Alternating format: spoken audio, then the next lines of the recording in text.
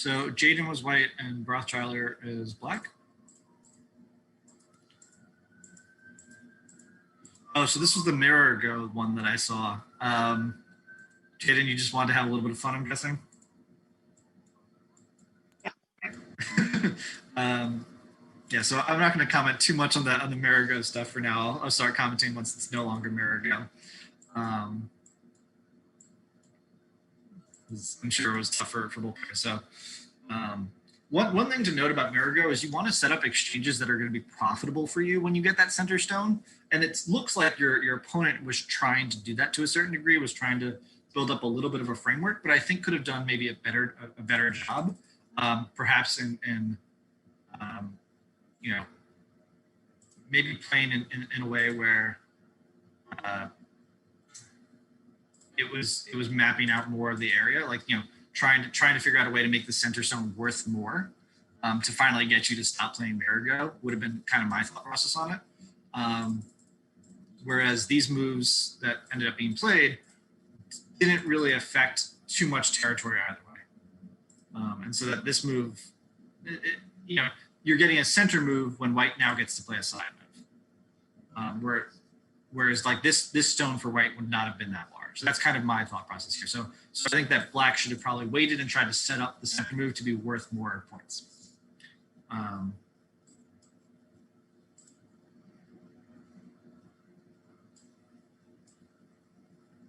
Yeah, I think because black has all these stones over here, playing the knight's move might have been a little bit questionable. Especially, like, you'll play the knight's move when you can get this type of clamp here.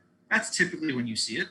Unfortunately, this clamp isn't that effective because black can make this Panuki shape and doesn't really get to connect up to its white stone over here. So that's typically when you'll see this. So you might see it, you know, let's say this stone at this stone at D4 was actually instead at maybe, you know, E2 or something like that. Then you might see this knight's move because then you can have a good successful clamp on the stone. But I think now with these black stones here, this is going to be a lot of pressure on these three white stones here.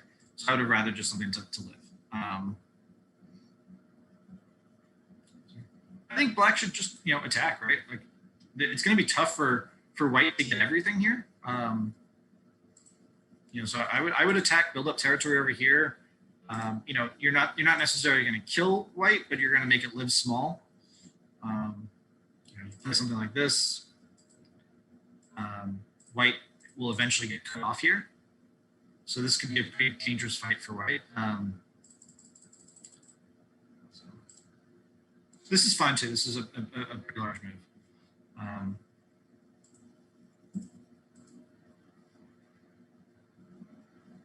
This is okay. I would be more inclined to,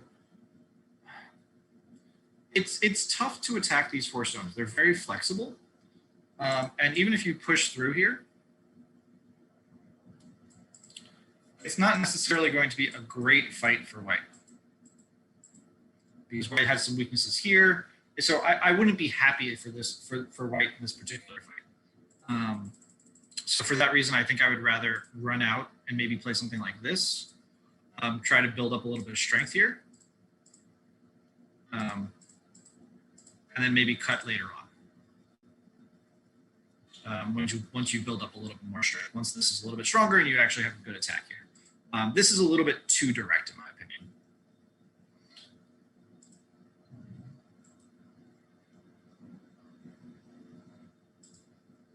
So this move by black is probably a little bit questionable because white's never really going to want to connect up these two stones, right? Like this is white's plan, and this has been white's plan the entire time. And if this is what happens, this is a great result for black, for white, right? White's made eye space here. Black's only made about 6 or 7 points. This is exactly what white wants to happen. So black pushing here is just reason for white to play here and make that happen, make that be more likely to happen. So if I were black in this position, I would probably play, you know, kind of a move like this to separate the groups, or a move like this to give white ugly shape. You know, something like this to give white, you know, a difficult time in making eye shape. I don't want to be attacking two stones. I want to be attacking all of the stones. Yeah, so this looks like this result ended up happening, which means that white's just going to make out like a bandit. At this point, I don't think white can lose. I think that's how large of a loss this was for black, because black has this floating group here. White has now solidified at least 5 to 10 points. Black solidified a few points, but white's map out is much larger. So definitely a positive result for white. This may be a little bit too aggressive for white. If black plays here, white plays here, black Ataris, white connects, black plays here. It might work, but there's a lot of weaknesses that go along with this group that would make me not necessarily want to play in this way. It's a little tough to see how this is actually going to play out. So I don't think you should be starting with a whole nother weak group here. I did that by accident. Oh, you did? Yeah. It seems a little aggressive. I would have just played here and been perfectly happy to give black something here and map out some territory. And the nice thing is you can come back and play here and attack these 5 stones over here. So you've built up a little bit of a framework for territory, but realistically you just made eyes, and you get to continue. It did turn out good later because I actually made a code. Okay. We can take a look. That was his mistake.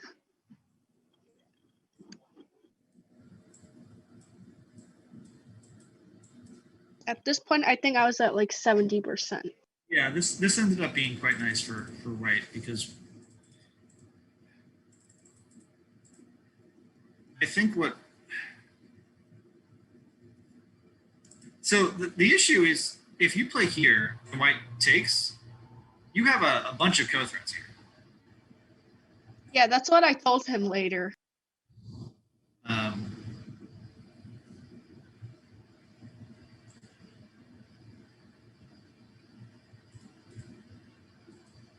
And this is already a better fight for black because now there's an actual cut here. There's something you can actually do to separate these two groups. So this is already a better fight for black. It's not as great fight, but it's something that black can do.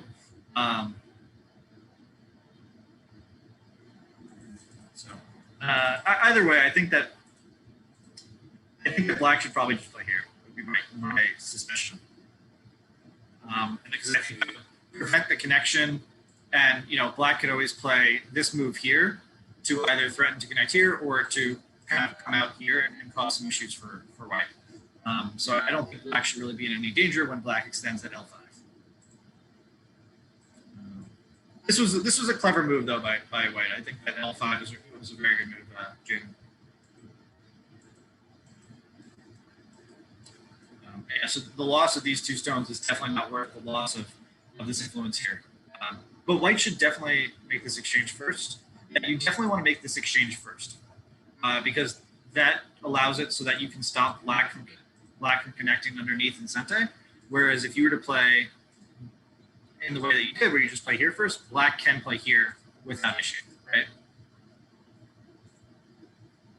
So getting this Atari in at L2 is quite a large move.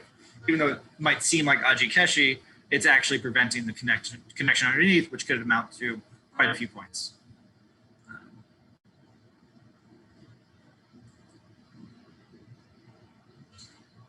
Yeah, I think at this point, obviously this isn't a small move, but white actually can ignore this and just play here.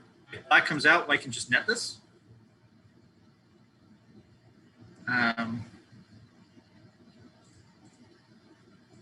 If this happens, obviously this net is good for white. So white's move here may have been unnecessary. And part of it, it's a little unnecessary both locally, but also because now you lose out on any potential invasion points here later on. This is a potentially good spot later on that you're going to want to play, which will cause black to lose quite a bit of territory. And so this can be quite nice. But either way, this is not a terrible move because it does force black to answer.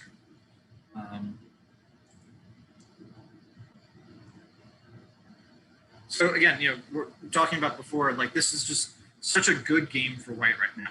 Black's mapped out maybe 15 points here, maybe another 15 points here. Black has about 30 mapped out. This area here alone is probably worth 5 to 10. And this area here is going to be worth at least 15 to 20. Not to mention these two stones are weak. This is about 15 points. So this is white's game to lose at this point.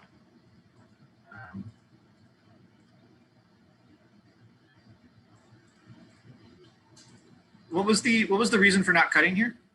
You were a little afraid. Not cutting where? So if you continue to push. Oh, I just was afraid. Yeah. Because white can connect to either side without too much issue. I think you can probably push through with the cut.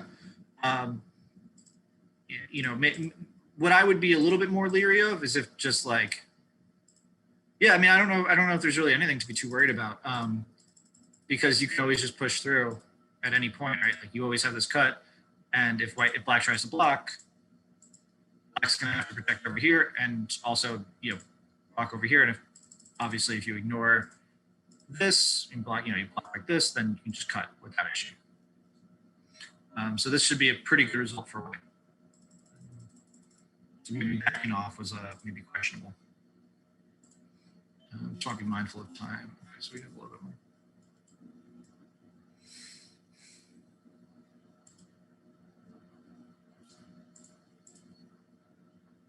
I think this move is maybe a little bit small because black may be able to connect this D8 stone to these stones over here. So it might not be worth trying to cut. And also because I think that black can just play here and try to kill the stone. So maybe a questionable cut here.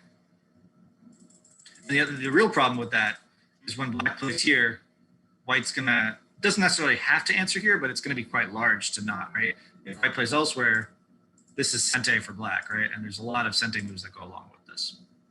So this cut was probably a local loss for white. But it looks like black just ignored and thinking it wasn't big enough, but I think this is actually quite large. All right. I think this is probably too large to ignore.